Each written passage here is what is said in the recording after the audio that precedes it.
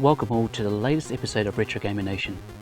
It's time for the October 2019 edition of the C64 Roundup, where we take a quick look at what is new in the C64 scene, along with a hint of segue to the past. We kick this month off with a C64 adaptation of Keystone Capers, brought to us by the same team that gave us Chopper Command back in August.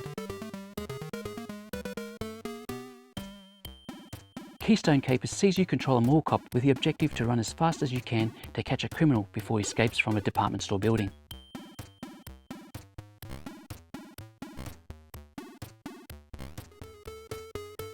Your officer will have to avoid numerous obstacles to reach the escalators at the end of each floor to take him up to the next.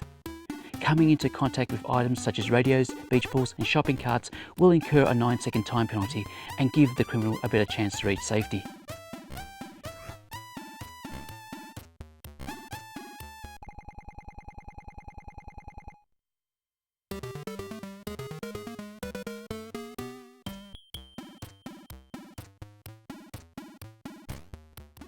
Adding an element of strategy to the game, you can take an elevator up to the next floor to save time, but make sure you get the timing right, otherwise you could end up wasting precious seconds.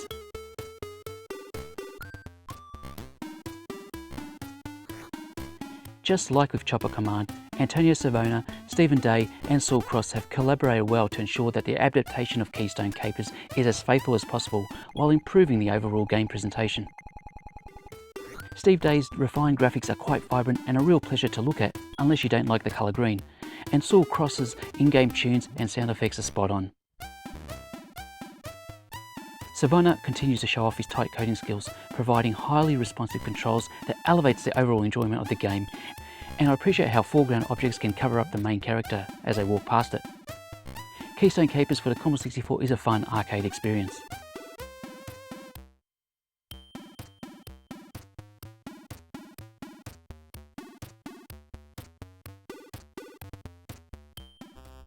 Next up we have Ms. Rodman, the sequel to last year's multi-format release of Rodman.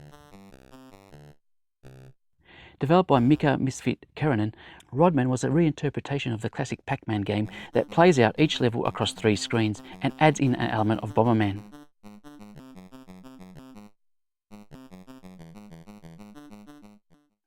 Ms. Rodman, published by the Future Was 8-Bit, offers more of the same gameplay and features tweaked graphics and sound, plus 3 new levels.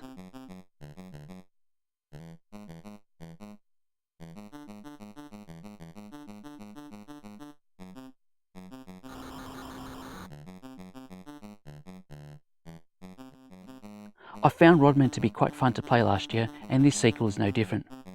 Well worth the consideration if you enjoyed the original release. The game is available in physical cart format from the Future Was 8-Bit.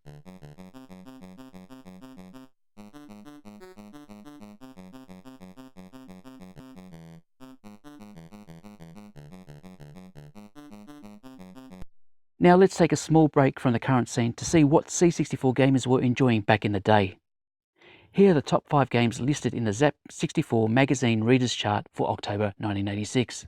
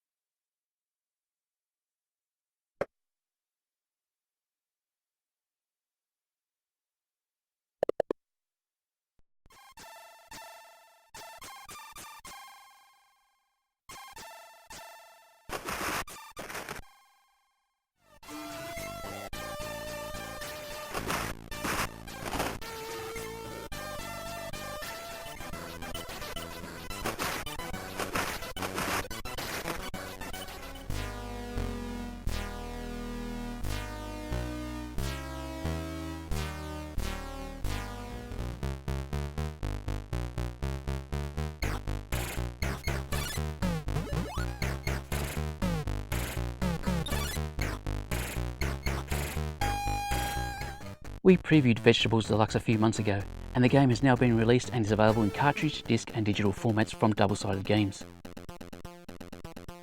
Vegetables Deluxe is a match 3 style puzzle game for the Commodore 64 where the objective is to swap adjacent vegetable shapes to form lines of 3 or more in a row.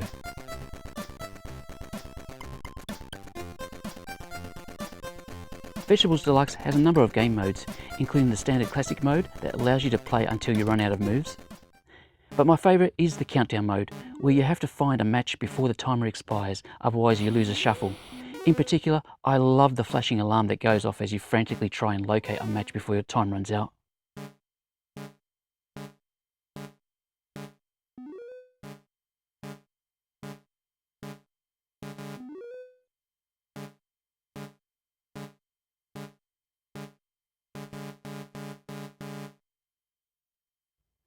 The other mode available is the shopping mode, where you need to match the same number of vegetables as set out by the left-hand panel before being able to level up.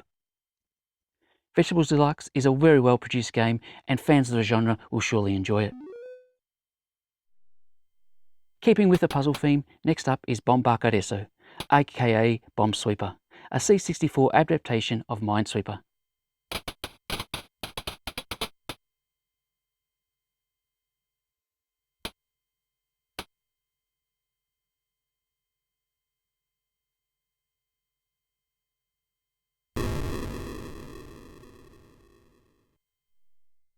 The game features 3 difficulty settings and an adjustable playfield size. One of the things I really enjoyed about the game is the great animation and sound that occurs when the grid field opens up.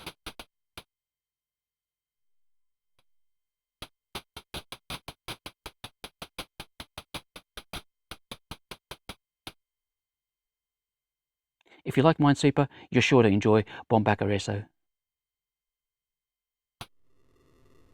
Let's take another break from the gaming action to take some time to appreciate Digital Monastery's impressive C64 conversion of the introductory cutscenes from the Commodore Amiga game Another World.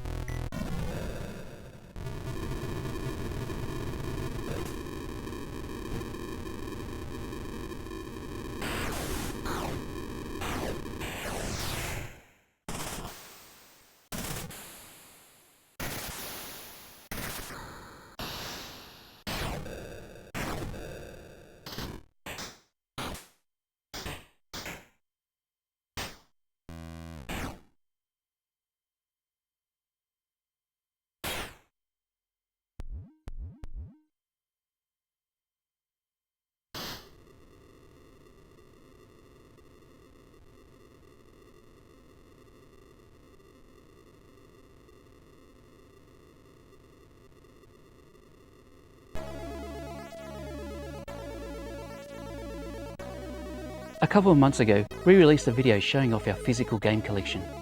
Since then, we have added 3 collector's editions from Cytronic Software. Even though I already had all 3 games in the Premium Plus formats, these box collector's editions are too good to not collect.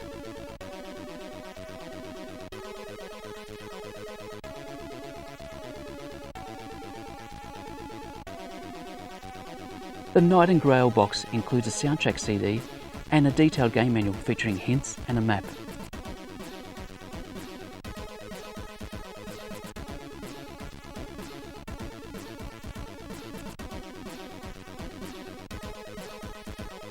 The Age of Heroes collection contains similar content.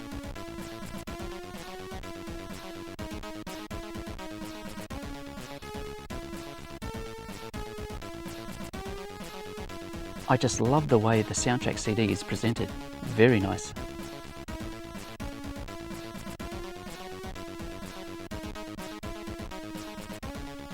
With Solus, I actually purchased just the empty box and then added on the companion CD that includes digital copies of the games along with the MP3 soundtrack, concept art and a whole range of other goodies, including the game manual that features a Solus comic strip.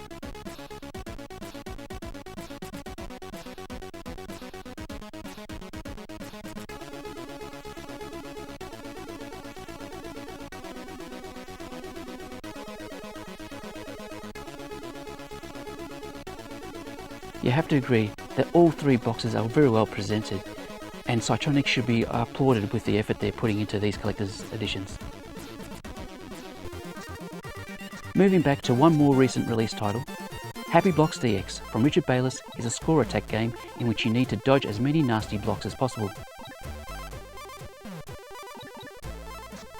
You control the happy block at the bottom of the screen.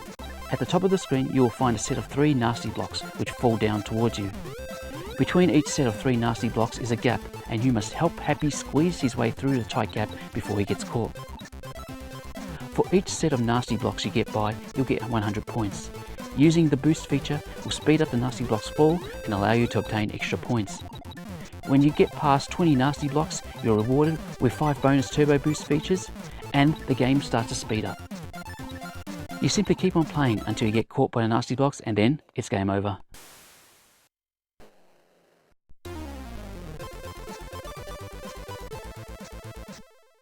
And to finish off this episode, we'll take a look at some of the latest C64 graphics that we have found to be quite impressive, with the music track Treason and Betrayal by Richard Bayless from his Mixbox Issue 10 release playing in the background. Until next time, bye for now.